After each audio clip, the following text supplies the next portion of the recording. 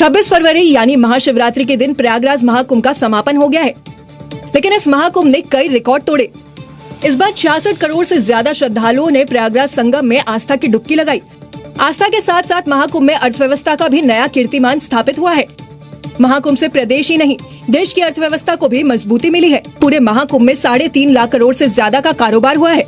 ये जो कुंभ मेला पिलग्रिमेज है, ये हर 12 साल बाद होता है, इसीलिए इसको 45 दिन में फैलाया गया है। ये एक बड़ी चीज है, एक बहुत बहुत बड़ी चीज है, और पूरी की पूरी इकोनॉमी फ्रैंकली स्पीकिंग उन्होंने हिला दी है। एक मजाक चीज नहीं है। महाकुंभ से पर्यटन, व्यापार, परिवहन, होटल और धार्मिक सामग्री से जुड़े सेक्टरों को भारी फायदा हुआ है। आंकड़ों के अनुसार इस महाकुंभ में होटल कारोबारियों ने 40,000 करोड़ कमाया। जो कमरे 2 से 3 हजार रूपए के थे, वो 10 से 15 हजार रूपए में लगाए गए। चाय बेचने वालों ने हर रोज 5 से 7 हजार रूपए तक की कमाई की। समोसा कचौड़ी बेचने वालों ने हर रोज 20 से 30 हजार रूपए कमाए। फल विक्रेताओं ने हर रोज 5 से 7 हजार कमाए और खीरा 20 रूपए तक में बिका। पानी बेचने वालों ने भी हर रोज 5 से 7 हजार की कमाई की। बाइक चालकों ने एक राइड के 500 से 700 रूपए लिए।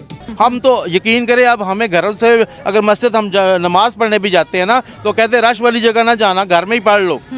ठीक है, हमें डर है, हर पाकिस्तानी को डर है कि भाई हम अगर बहुत ज़्यादा रश में जाएंगे, बहुत ज़्यादा भीड़ में जाएंगे, तो हमारा मुल्क में नुकसान हो जाएगा। उन लोगों को डर ही नहीं है, खौफ ही नहीं है। काश के आज पाकिस्तान ना बना होता तो मेरा ख्याल है कुंभ के मेले में हम भी गए होते। सिर्फ प्रयागराज ही नहीं, आसपास के धार्मिक स्थलों को भी आर्थिक मजबूती मिली, क्योंकि जो श्रद्धालु प्रयागराज आए थे वो रामलला और काशी विश्वनाथ के दर्शन के लिए अयोध्या और वाराणसी भी पहुंच रहे थे। नमस्कार दोस्तों, महाकुंभ तो खत्म हो गया है, लेकिन अब उसकी यादें ही रह गई हैं। साथ ही साथ ऐसे बहुत से आंकड़े आ रहे हैं जो बिल्कुल ऐसा लगता है कि चमत्कार हो गया है। 66 करोड़ से ज्यादा लोगों ने महाकुंभ में हिस्सा लिया, डुबकी लगाई, और इतनी बड़ी संख्या में यहाँ पे व्यापार हुआ है, बिजनेस हुआ, जिसने 3.5 लाख करोड़ से ज्यादा का जो सपोर्ट था वो अर्थव्यवस्था में दिया है। प्रयागराज ही आसपास के सभी तीर्थ स्थलों में बहुत ज्यादा भीड़ देखी गई। काशी हो, अयोध्या हो, मथुरा, वृंदावन, विंध्यवासिनी, सभी जगह लोग गए और काफी बड़ी संख्या में लोग गए, जिससे पूरी अर्थव्यवस्था को बहुत बल मिला है। जो लोग यह कहते थे कि मंदिर क्या रोटी देगा, उनको इस बहुत ही करारा जवाब है ये सनातनियों का। मैंने कई वीडियो डाले और आप लोगों ने बहुत उन वीडियो को पसंद किया। महाकुंभ पे डाले गए मेरे सारे वीडियो वायरल हुए। ये आखिरी वीडियो है, क्योंकि महाकुंभ अब खत्म हो चुका है, तो महाकुंभ पे कोई वीडियो भी नहीं आएगा। दोस्तों, ये आखिरी वीडियो है, इस वीडियो को पूरी तरह से जरूर देखिएगा, ताकि हम समझ पाए कि महाकुंभ का महत्व क्या है और किस प्रकार इसने अर्थव्यवस्था को बल दिया है, हमारे जीवन को बतला है। एक तरफ हमारे देश में जाति की बात होती है, महाकुंभ में सभी लोग बिना ये देखे कि किसकी जात क्या है, एक ही जगह पे स्नान कर रहे थे, भंडारों में खाना खा रहे थे, भोजन कर रहे थे और मंदिरों में भगवान के दर्शन कर रहे थे। किसी ने किसी की जात नहीं पूछी, किसी ने ये नहीं पूछा कि आप कहाँ से आए हैं, आपकी भाषा क्या है, आपका क्षेत्र क्या है। लोगों ने एक दूसरे की मदद की और प्रयागराज में इतना बड़ा सफल आयोजन किया गया, जिसको देख के पूरी दुनिया आश्चर्यचकित है। आप इस सब के बारे में क्या सोचते हैं, कमेंट बॉक्स में जरूर लिखिएगा। वीडियो अच्छा लगे तो लाइक करें, शेयर करें, चैनल को सब्सक्राइब करना ना भूलें, बेल का आइकन प्रेस कर दें लेटेस्ट नोटिफिकेशन के लिए। इस वीडियो को अंत तक पूरा जरूर देखिएगा। आइए आगे बढ़ते हैं इस वीडियो में। महाकुंभ से सिर्फ 110 करोड़ सनातनियों की सोच नहीं बदली है। महाकुंभ से सिर्फ दुनिया की सोच नहीं बदली है, बल्कि महाकुंभ से यूपी की पूरी अर्थव्यवस्था बदल गई है। ठेला चलाने वाले से लेकर सरकार तक सबका खजाना भरा। यह 45 दिन ना हिंदुस्तान भूल पाएगा, ना अयोध्या, ना काशी और ना प्रयागराज वाले भूल पाएंगे। जितनी कमाई 365 दिन में होती है, उतनी कमाई सिर्फ 45 दिन में हो गई। महाकुंभ में रिक्शा चलाने वाला लखपति बन गया। महाकुंभ में दुकान लगाने वाले लाखों कमा गए। महाकुंभ में नाव चलाने वालों ने साल भर की कमाई 45 दिन में कर डाली। अयोध्या में 45 दिन में प्रसाद बेचने वाला भी लखपति बन गया। मंदिर के रास्ते पर पूजा पाठ का सामान बेचने वाला भी माला माल हो गया। कुंभ के समय में हम लोगों की गाड़ियां कभी भी कोई गाड़ी खाली नहीं रही, जो कि हम 6 महीने 8 महीने साल भर में जो कारोबार करते हैं वो हम लोगों ने 45 दिनों में ही उतना कारोबार किया है गाड़ियों से। काशी में तो 100 करोड़ के रुद्राक्ष और 30 करोड़ के चंदन के टीके लग गए।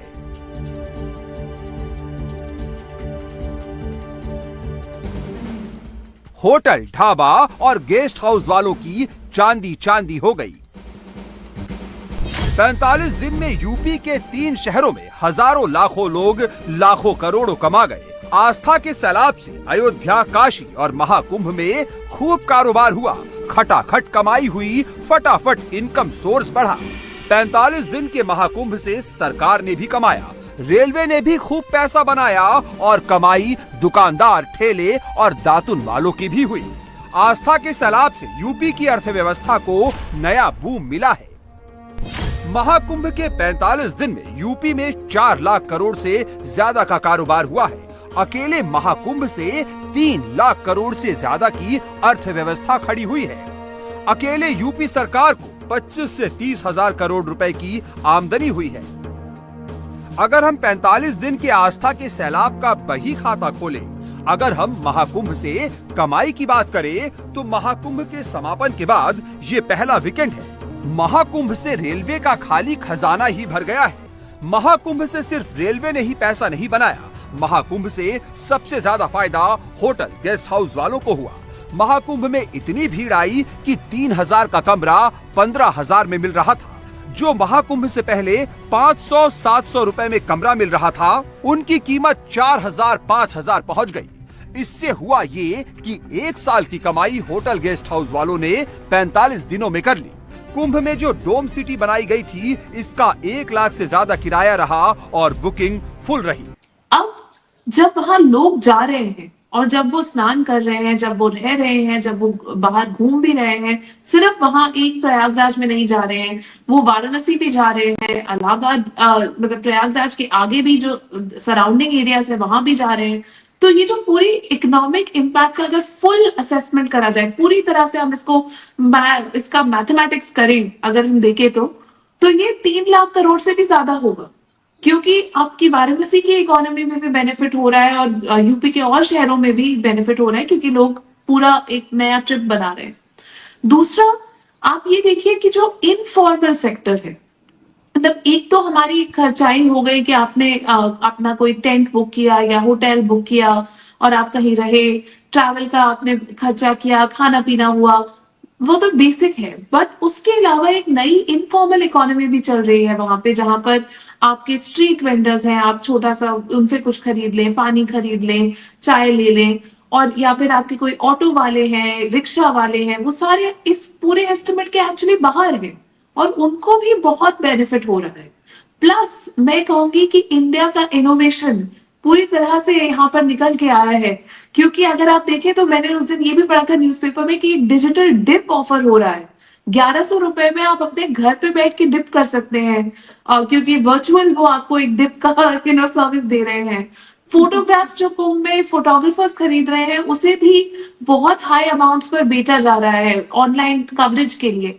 तो ये जो पूरी एक नई, एक तरह से मैं कहूंगी इनोवेटिव इकोनॉमी भी खुली है, उससे मुझे लगता है कि अब एक पूरे देश के लिए एक टेम्पलेट बन गया है कि कैसे इस रिलीजियस टूरिज्म से हम बहुत सारे जॉब्स जनरेट कर सकते हैं, हम लोगों को खुशी भी दे सकते हैं और साथ में इकोनॉमी के लिए भी अच्छा कर सकते हैं और अपनी श्रद्धा को भी साथ में रख के हम आगे बढ़ सकते हैं। तो ये एक बहुत ही नया इनोवेटिव मॉडल मेरे हिसाब से भारत विश्व को दे रहा है रिलीजियस टूरिज्म।